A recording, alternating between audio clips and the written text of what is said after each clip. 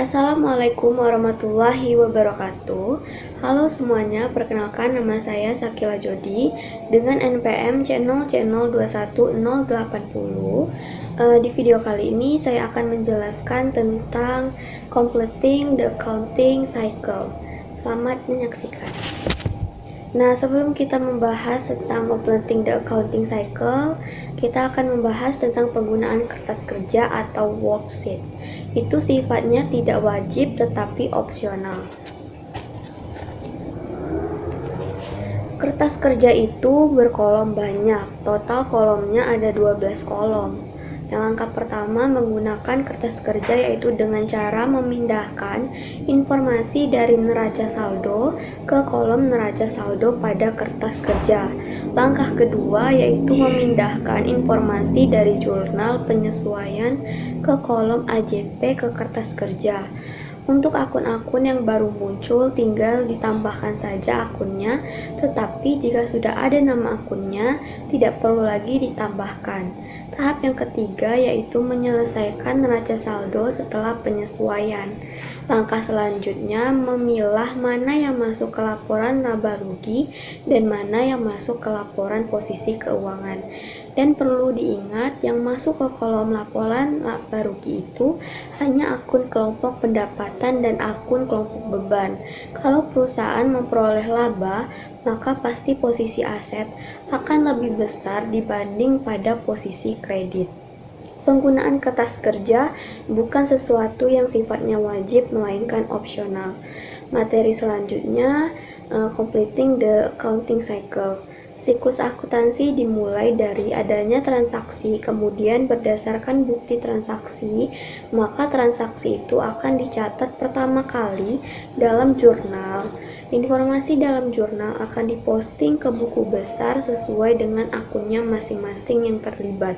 Setelah itu, setiap akhir periode akan dilakukan perhitungan saldo dari setiap akun. Setelah dapat saldo dari setiap akun, maka kita menyusun neraca saldo. Di dalam neraca saldo ada akun yang belum mencerminkan nilai yang sebenarnya, sehingga perlu dilakukan penyesuaian. Penyesuaian dicatat melalui jurnal penyesuaian.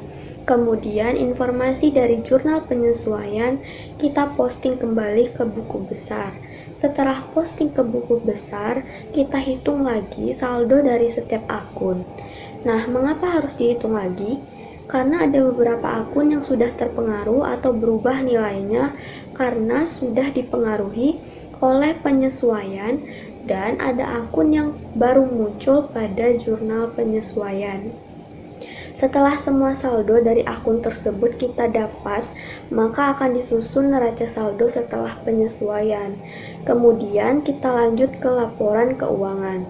Ada dua langkah dalam completing the accounting cycle, yaitu membuat jurnal penutup, memposting dari jurnal penutup ke buku besar, kembali kemudian menghitung saldo dari setiap akun. Karena setiap membuat jurnal penutup akan terpengaruh dari beberapa akun. Kemudian kita susun dari suatu daftar kembali namanya neraca saldo setelah penutupan. Nanti akun-akun yang terdapat dalam neraca saldo setelah penutupan akan menjadi saldo awal untuk periode berikutnya. Nah, setelah perusahaan menyusun laporan keuangan, laporan laba rugi, laporan perubahan ekuitas, laporan posisi keuangan, laporan arus kas, dan catatan atas laporan keuangan, selanjutnya perusahaan membuat jurnal penutup pada setiap akhir periode. Jurnal penutup adalah jurnal yang dibuat pada setiap akhir periode setelah menyusun laporan keuangan untuk menutup akun-akun nominal agar akun-akun tersebut bersaldo nol, sehingga saldo akun tersebut di akhir periode tidak akan menjadi saldo awal di periode berikutnya. Ada dua jenis akun. Yang pertama akun nominal. Akun temporer adalah akun yang terdapat pada laporan laba rugi. akun mendapatkan pendapatan dan akun beban, serta dividen yang akan ditutup pada setiap akhir periode sehingga bersaldo nol. Yang kedua, akun real atau akun permanen adalah akun-akun pada laporan posisi keuangan, akun kelompok aset, liabilitas, dan ekuitas yang tidak akan ditutup pada setiap akhir periode sehingga saldo akun-akun ini di akhir periode akan menjadi saldo awal di periode berikutnya. Jurnal penutup terdiri dari yang pertama, jurnal untuk menutup akun pendapatan. Saldo normal akun pendapatan adalah kredit. Sehingga untuk menjadikan akun tersebut nol, maka dibuat jurnal penutup. Nah, yang kedua, jurnal untuk menutup akun-akun beban. Saldo normal akun beban adalah debit. Sehingga untuk menjadikan saldo akun tersebut nol, maka dibuat jurnal penutup, yaitu income summary di debit, semua akun-akun beban di kredit. Yang ketiga, jurnal untuk menutup akun income summary setelah akun mendapatkan pendapatan dan akun-akun beban ditutup ke akun income summary dan telah diposting ke buku besar, maka akan mendapat maka akun pendapatan dan akun beban sudah bersaldo nol dan muncul akun income summary. Jika saldo pendapatan lebih besar dibandingkan saldo dari total beban, maka perusahaan memperoleh net income atau laba sehingga income summary bersaldo kredit. Jadi, jurnal penutup untuk menutup akun saldo income summary adalah income summary di debit, retained earning di kredit. Jika saldo pendapatan lebih kecil dibandingkan saldo dari total beban, maka perusahaan mengalami net loss atau rugi, sehingga income summary bersaldo debit. Jadi, jurnal penutup untuk menutup akun income summary adalah retained earning di debit, income summary-nya di kredit. Yang keempat, jurnal untuk menutup akun dividen.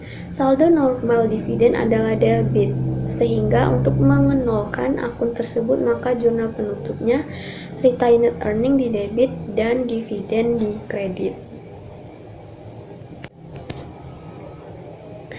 Selanjutnya, setelah dibuat jurnal penutup, maka dilanjutkan dengan memposting informasi dari jurnal penutup tersebut ke buku besar yang terpengaruh. Selanjutnya, dihitung kembali saldo dari setiap akun pada akhir periode setelah dibuatnya jurnal penutup yang dinamakan saldo akun. Setelah penutupan, untuk akun-akun nominal yaitu service revenue atau pendapatan jasa, semua akun kelompok beban, akun income summary atau ikhtisar laba rugi dan dividen akan bersaldo nol karena sudah ditutup pada akhir periode. Sehingga yang masih memiliki saldo adalah kelompok akun real seperti akun kelompok aset, kelompok liabilitas, dan akun kelompok ekuitas, kecuali dividen. Setelah semua akun tersebut diperoleh saldo setelah penutupan, maka perusahaan akan menyusun suatu daftar yang berisikan akun-akun beserta saldonya yang hanya memuat akun-akun real saja pada akhir periode yang disebut neraca saldo setelah penutupan atau post closing trial balance. Saldo akhir akun-akun pada neraca saldo setelah penutupan ini akan menjadi saldo awal untuk periode berikutnya.